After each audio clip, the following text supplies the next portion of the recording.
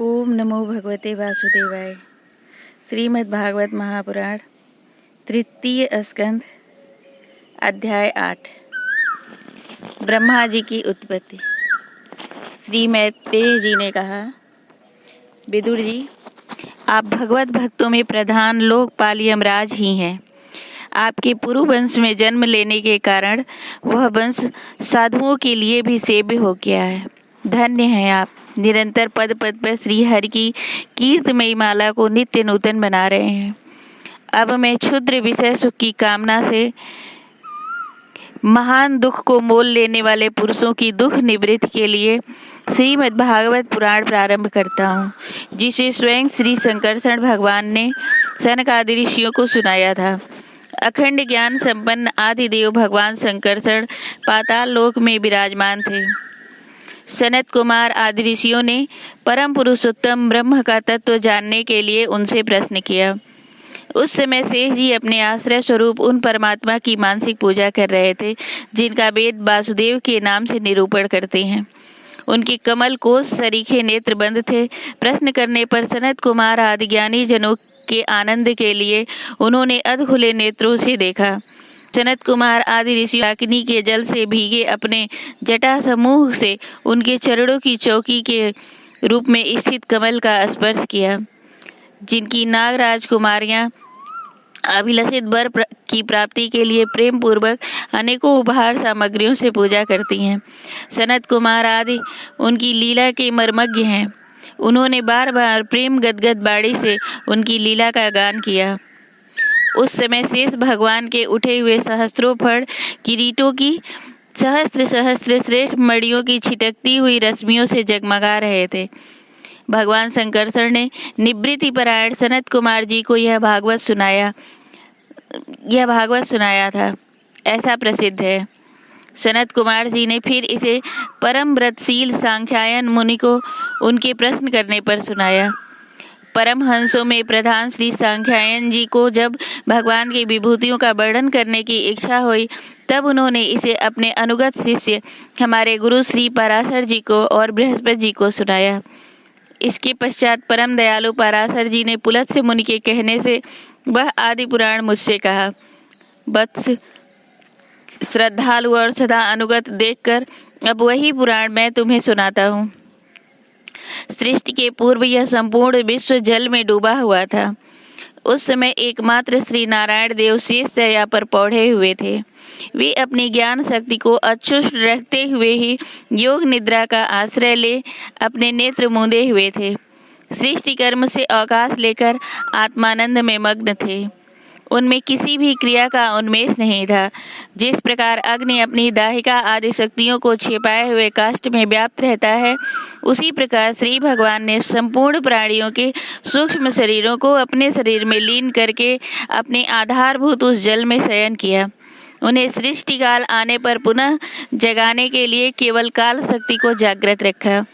इस प्रकार अपनी स्वरूप भूता चिच्छित के साथ 1 सहस्त्र चतुर्युग पर्यंत से जल में शयन करने के अनंतर जब उन्हीं के द्वारा नियुक्त उनको काल शक्ति ने उन्हें जीवों के कर्मों की प्रवृत्ति के लिए प्रेरित किया, तब उन्होंने अपने शरीर में लीन हुए अनंत लोक देखे।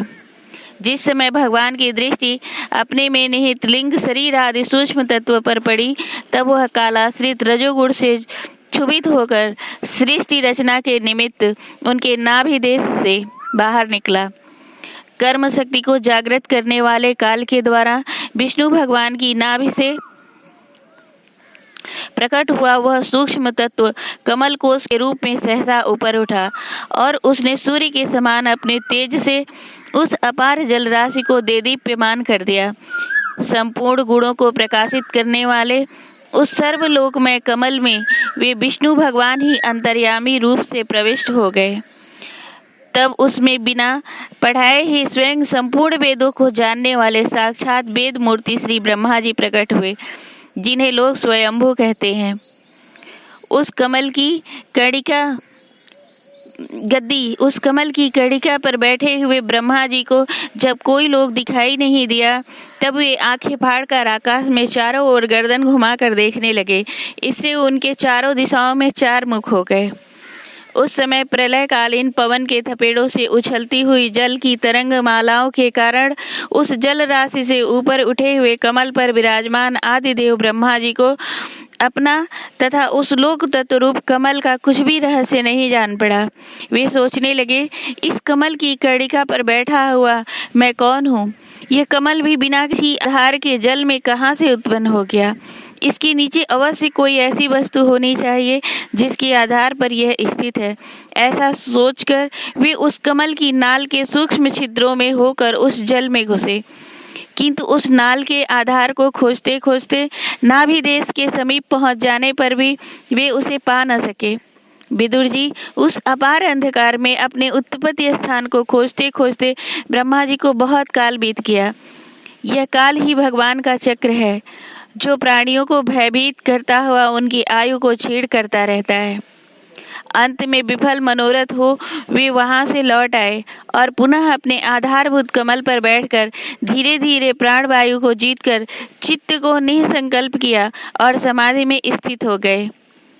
इस प्रकार पुरुष की पूर्ण आयु के बराबर काल तक अर्थात दिव्य 100 वर्ष तक अच्छी तरह योगाभ्यास करने पर ब्रह्मा जी को ज्ञान प्राप्त हुआ। तब उन्होंने अपने उस अधिष्ठान को, जिसे वे पहले खोजने पर भी नहीं देख पाए थे, अपने ही अंतःकरण में प्रकाशित होते देखा। उन्होंने देखा कि उस प्रलयकालीन जल में शेष जी के कमल नाल सदृश गौर और विशाल विग्रह की शैया पर पुरुषोत्तम भगवान अकेले ही लेटे हुए हैं। शेष जी के 10,000 फण छत्र के समान फैले हुए हैं। उनके मस्तकों पर किरीट शोभायमान है। उनमें जो मड़ियाँ जड़ी हुई हैं, उनकी कांति से चारों ओर का अंधकार दूर हो गया है। वे अपने श्याम शरीर की आभा से मरकतमणि के पर्वत की शोभा को लज्जित कर रहे हैं। उनकी कमर का पीठ पट पर्वत के प्रांत देश में छाए हुए सायंकाल के पीले पीले चमकीले मेघों की आभा को मलिन कर रहा है। सिर पर सुशोभित स्वर्ण मुकुट स्वर्ण में शिखरों का मान मर्दन कर रहा है। उनकी बनमाला पर्वत के रत्न, जलप्रपात, औषधि और पुष्पों की शोभा को परास्त कर रही है तथा उनके भुजदंड बेड़दंड का और चरण वृक्षों का तिरस्कार करते हैं। उनका वह श्री विग्रह अपने परिमाण से लंबाई चौड़ाई में त्रिलोकी का संग्रह किए हुए है। वह अपनी शोभा से विचित्र एवं दिव्य वस्त्राभूषणों की शोभा को सुशोभित करने वाला होने पर भी पीताम्बर आदि अपनी वेशभूषा से सुसज्जित है। अपनी अपनी अभिलाषा की पूर्ति के लिए भिन्न भिन्न मार्गों से पूजा करने वाले भक्त जनों को कृपा पूर्वक अपने भक्त वांछा कल्पतरु चरण कमलों का दर्शन दे रहे हैं, जिनके सुंदर अंगुलीदल नक्षचंद्र की चंद्रिका से अलग अलग स्पष्ट चमकते रहते हैं। सुंदर नासिका, अनुग्रह वर्णी भौहें, कानों में झिलमिलाते हुए कुंडलों की शोभा, बिंबा फल के समान लाल लाल अधरों की कांति, कोलारती हारी मुस्कान से युक्त मुखारविंद के द्वारा वे अपने उपासकों का सम्मान और अभिनंदन कर रहे हैं। बस उनके नितंब देश में कदम्ब कुसुम्ब की केसर के समान पीत वस्त्र और सुवर्णमयी मेखला सुशोभित है तथा वक्ष स्थल में अमूल्य हार और सुनहरी रेखा वाले श्री वत्स चिन्ह की अपूर्व शोभा हो रही है। वे अव्यक्त मूल चंदन वृक्ष के समान है। महामूल्य केयूर और उत्तम उत्तम मड़ियों से सुशोभित उनके विशाल भुजदंड ही मानो उनकी सहस्त्रों शाखाएं हैं और चंदन के वृक्षों में जैसे बड़े बड़े सांप लिपटे रहते हैं, उसी प्रकार उनके कंधों को शेष जी के फड़ों ने लपेट रखा है। वे नागराज अनंत के बंधु श्री नारायण ऐसे जान पड़ते हैं मानो कोई जल से घिरे हुए पर्वत राज ही हो। पर्वत पर जैसे अनेकों जीव रहते हैं, उसी प्रकार वे संपूर्ण चराचर के आश्रय हैं। शेष जी के फड़ों पर जो सहस्रों मुकुट है, वे ही मानो उस पर्वत के स्वर्ण मंडित शिखर हैं तथा वक्ष स्थल में विराजमान कौस्तुभमणि उनके गर्भ से प्रकट हुआ रत्न है। प्रभु के गले में वेद रूप भौरों से गुंजायमान अपनी कीर्तिमयी बनमाला विराज रही है। सूर्य, चंद्र, वायु और अग्नि आदि देवताओं की भी आप तक पहुंच नहीं है तथा त्रिभुवन में बेरोक टोक विचरण करने वाले सुदर्शन चक्र आदि आयुध भी प्रभु के आसपास ही घूमते रहते हैं। उनके लिए भी आप अत्यंत दुर्लभ हैं। तब विश्व की रचना की इच्छा से लोक विधाता ब्रह्मा जी ने भगवान के नाभि सरोवर से प्रकट हुआ वह कमल, जल, आकाश, वायु और अपना शरीर, केवल ये 5 ही पदार्थ देखे। इसके सिवा और कुछ उन्हें दिखाई न दिया। रजोगुण से व्याप्त ब्रह्मा जी प्रजा की रचना करना चाहते थे। जब उन्होंने सृष्टि के कारण रूप केवल ये 5 ही पदार्थ देखे, तब लोक रचना के लिए उत्सुक होने के कारण वे अचिंत्य गति श्री हरि से चित्त लगाकर उन परम पूजनीय प्रभु की स्तुति करने लगे। प्रेम से बोलो श्री भागवत भगवान की जय।